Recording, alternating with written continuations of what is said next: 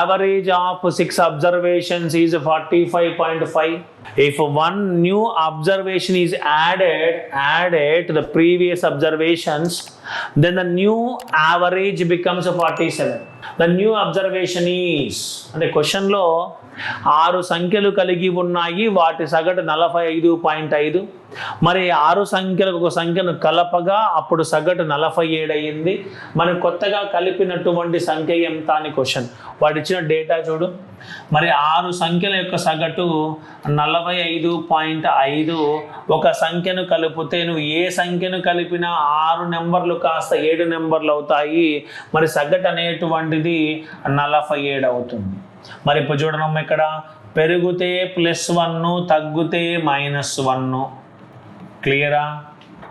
మరి ఇప్పుడు చూడు 6 × 1.5 47 × 1. యారో మార్క్స్ అనేటువంటి చాలా చాలా important.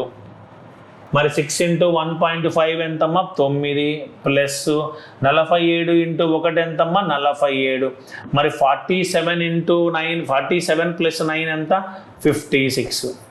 Option C is the correct answer. 56. Question clear అయినా? మరి ఇక్కడ